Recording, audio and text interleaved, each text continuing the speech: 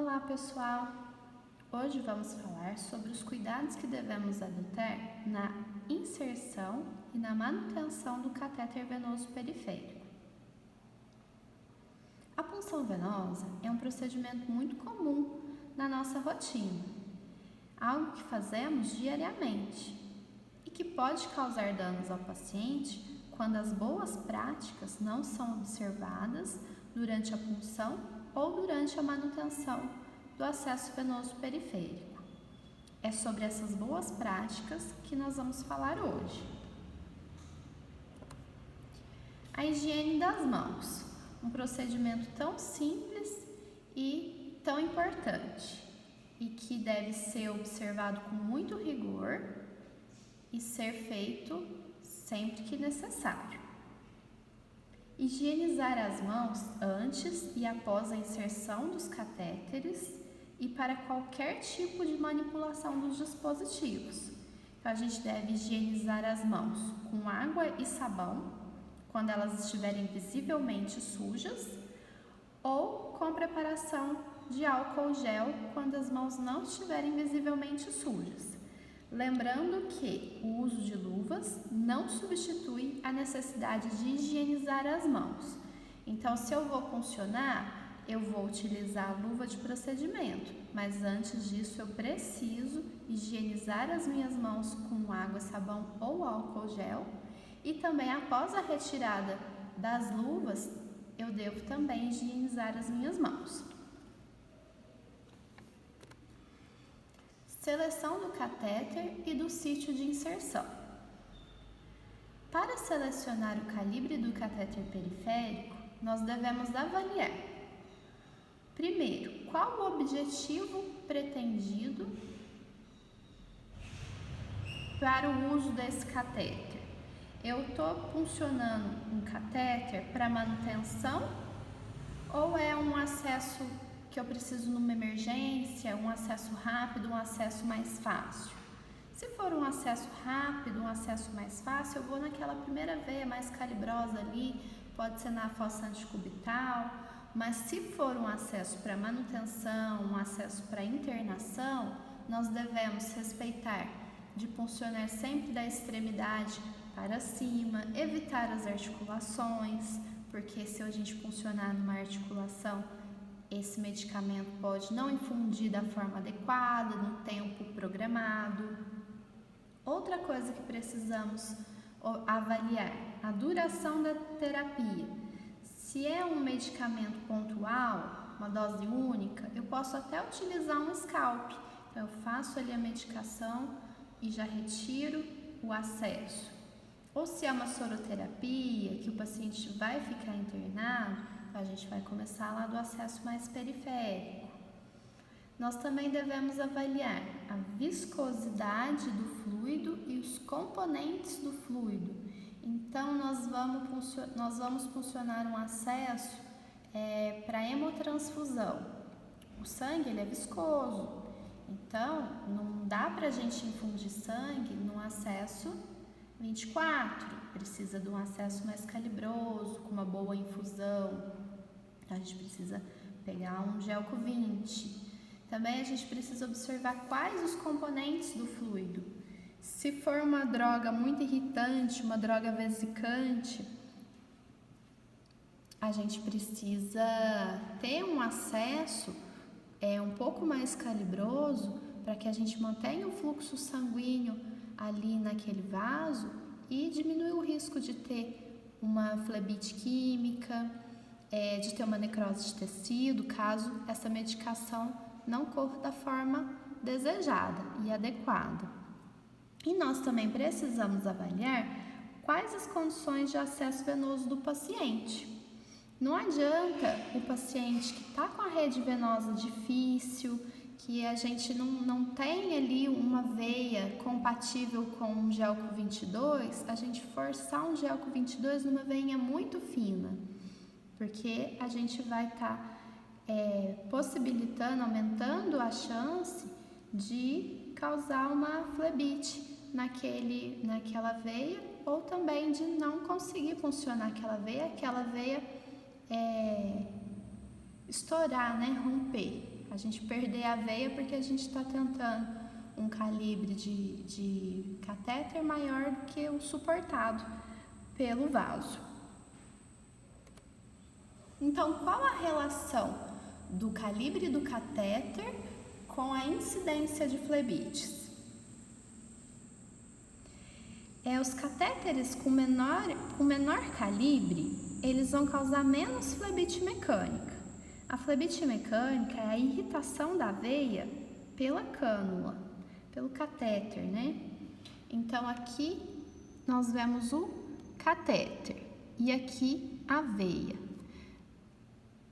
A gente observa que o catéter, ele é bem menos calibroso do que o vaso. Então, ele causa menos trauma à parede do vaso. Se a gente vem aqui com um catéter que tem o calibre muito próximo ao calibre do vaso, o catéter ele vai causar um trauma mecânico aqui na parede do vaso, que vai possibilitar uma ocorrência de flebite mecânica. Quando a gente também coloca um catéter muito calibroso na veia, a gente expõe o paciente a um risco maior de obstrução do vaso, do fluxo sanguíneo dentro do vaso. Então, o sangue vai ter dificuldade de correr aqui em volta do catéter. E com isso, a medicação vai ter mais dificuldade de fluir pela corrente sanguínea. Ela pode ficar parada, ter uma estase da medicação na rede venosa do paciente, o que vai aumentar o risco de uma flebite química.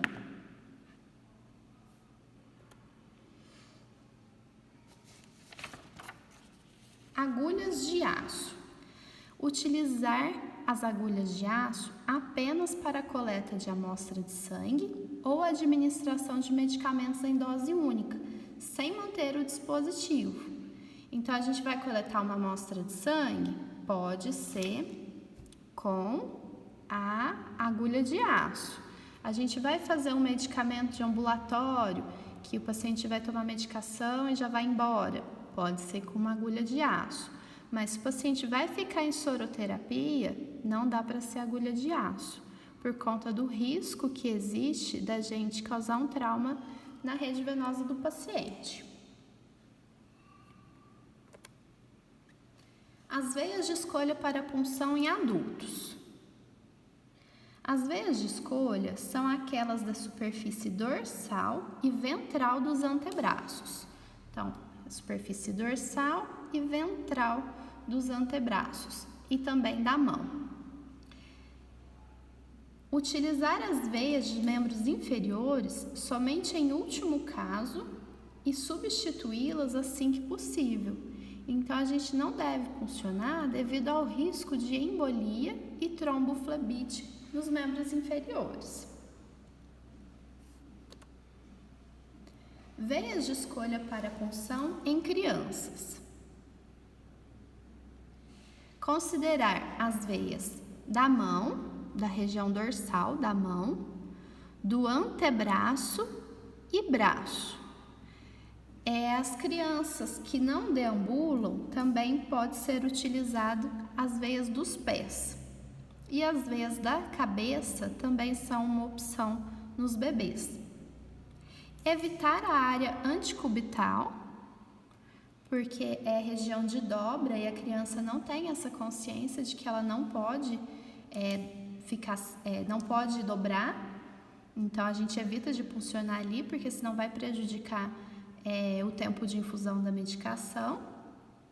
E para escolher a veia a ser puncionada, a gente vai avaliar aquela com maior probabilidade de duração.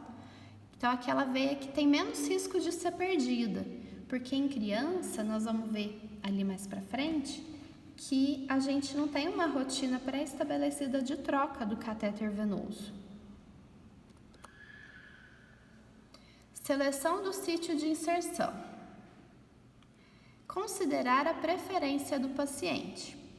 Então, se o paciente prefere que funcione no membro esquerdo, porque ele vai utilizar o direito para comer, para tomar banho, para mexer no celular, então, se possível, a gente vai tentar respeitar a preferência do paciente.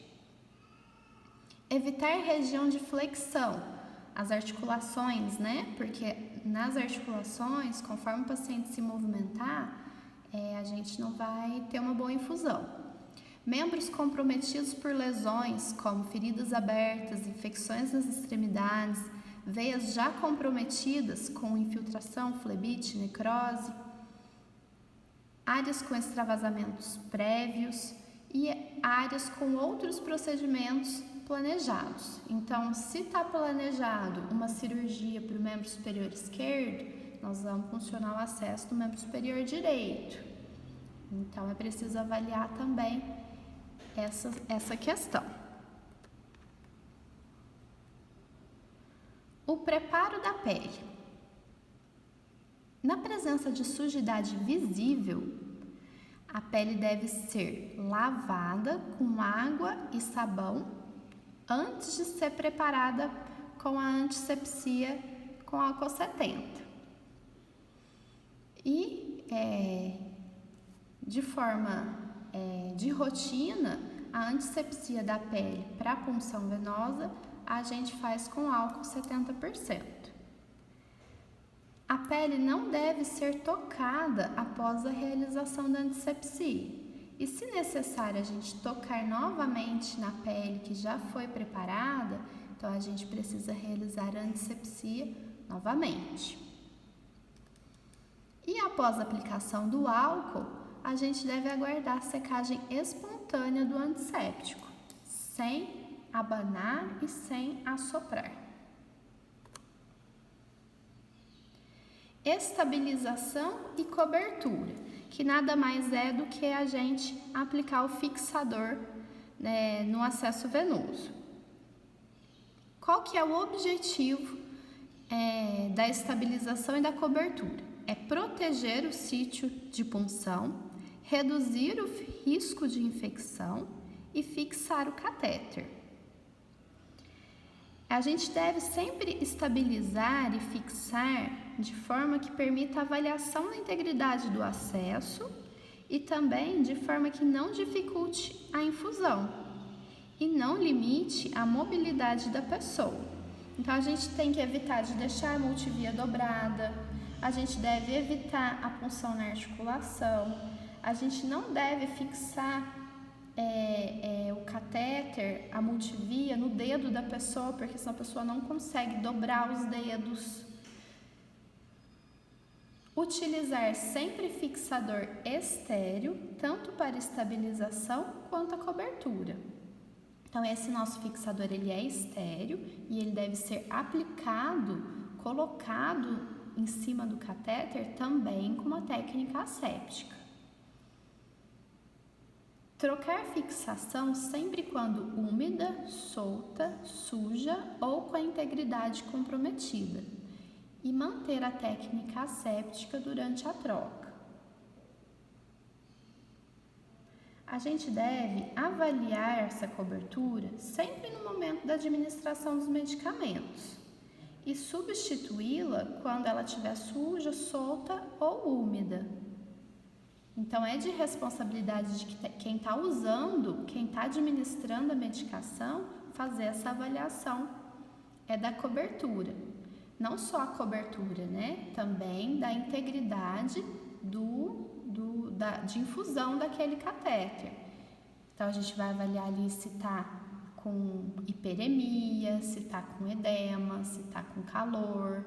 Isso tudo a gente tem que avaliar antes da administração do medicamento. Proteger o acesso venoso com plástico durante o banho, porque nosso fixador, ele é estéreo, mas ele não é impermeável, então ele molha, então ele não pode ser molhado durante o banho.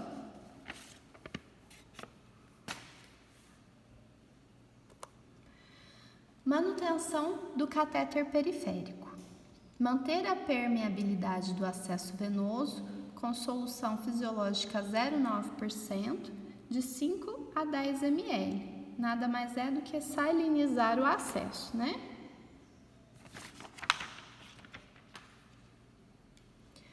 Utilizar solução fisiológica para evitar que medicamentos incompatíveis se misturem.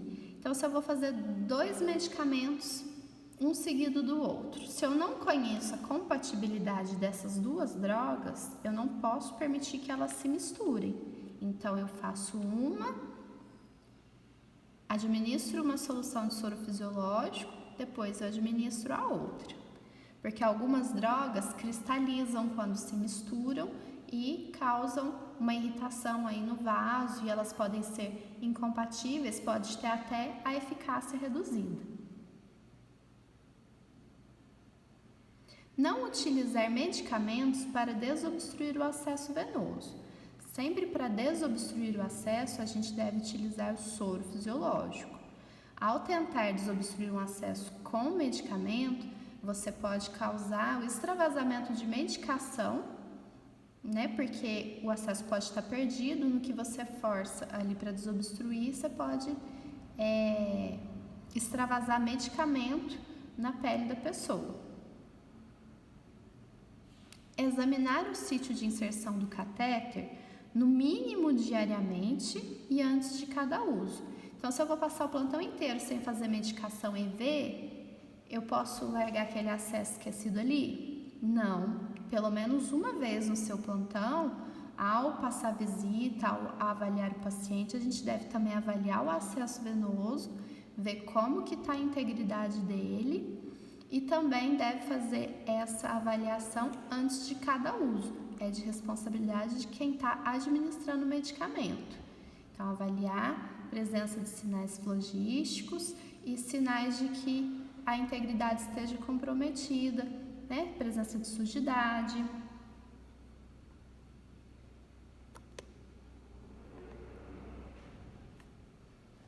Remoção do catéter periférico. Realizar a troca programada a cada 72 horas. Então, se eu puncionei hoje um acesso, esse acesso tem a durabilidade de 3 dias. Com 72 horas eu devo substituir esse acesso venoso. E para isso a gente tem que ter uma forma de controle desse acesso venoso. A manutenção do catéter por período maior de 72 horas deve ser discutida e avaliada em pacientes com difícil acesso venoso. Então, aquele paciente que está sem opção de acesso, está com a rede venosa muito difícil e está com acesso ali que dá para ser mantido, então a gente vai conversar, vai avaliar qual que é a situação desse acesso venoso e vai ver se ele pode ser mantido por mais algum período. Avaliar diariamente a possibilidade de suspensão do acesso venoso. Então, aquele paciente que está só com medicação via oral, ou aquele paciente de pós-operatório que está estável, não tem mais medicamento EV, então a gente pode retirar o acesso venoso porque a gente vai reduzir o risco de infecção do paciente, também vai causar vai proporcionar um maior conforto para o paciente. As puérperas que já não tem mais medicamento venoso, então tudo isso pode ter o acesso suspenso, retirado. Mas para a gente manter o paciente sem acesso venoso, a gente deve avaliar, ver se ele tem condição, se ele é um paciente estável, se ele pode ficar sem o acesso venoso. E não sempre observar a prescrição médica, né? Se o médico está solicitando manter acesso venoso, então a gente tem que manter o acesso venoso ou discutir com o médico a possibilidade da retirada.